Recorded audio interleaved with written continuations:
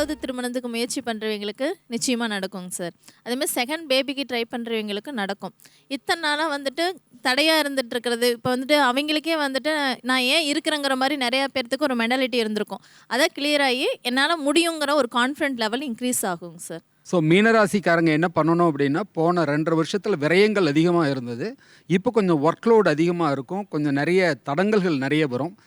நம்ம மைண்டை வந்து கொஞ்சம் காமாக வச்சுட்டு கரெக்டாக போகிறதுக்கு முயற்சி பண்ணணும். உடல்நிலையில் வந்து அவங்க வந்து கண்டிப்பாக கவனம் எடுத்துக்கணும். சார் டு பி ஃப்ராங்காக சொல்லணும்னா 12 ராசிஸில் கொஞ்சம் டஃப்பான ராசி மீன ராசி. மீனம் தான். ஆமாம், பிளானடரி காம்பினேஷன் வந்து அவங்களுக்கு சாதகமாக இல்லை.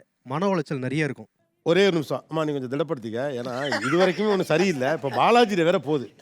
சார் பாலாஜி சார் 7.5 சனி சார். 100% பாசிட்டிவ் கம்மி தான் சார். நெகட்டிவ் 100% இருக்கும் சார். ஸோ பேரண்ட்ஸுக்கு மருத்துவ செலவு பண்ண வேண்டிய நிலைமை பேரண்ட்ஸுக்கு இவங்க மருத்துவ செலவு பண்ணுற மாதிரி வரும் சார். பாசிட்டிவ்னா செகண்ட் மேரேஜ் வெயிட் பண்ணவங்களுக்கு, லேட் மேரேஜாக இருக்கவங்களுக்கு இந்த வருஷம் கண்டிப்பாக கல்யாணம் ஆகிடும் சார். கார் அசட் லோன் போட்டு வாங்கி அந்த லோனை கஷ்டத்தோட கட்டலாம் சார். உட்காந்துருப்பா, எனக்கு மனசு சங்கடமா இருக்கு. கொஞ்சம் பாசிட்டிவா ஏதாவது ஒன்று ரெண்டு சொல்லலாம். அதான் வாரேன். ராமகிருஷ்ணன், நீங்க ஜோசியம் சொல்றீங்களோ இல்லையா, கொஞ்சம் ஆறுதல் சொல்ல முடியுமா?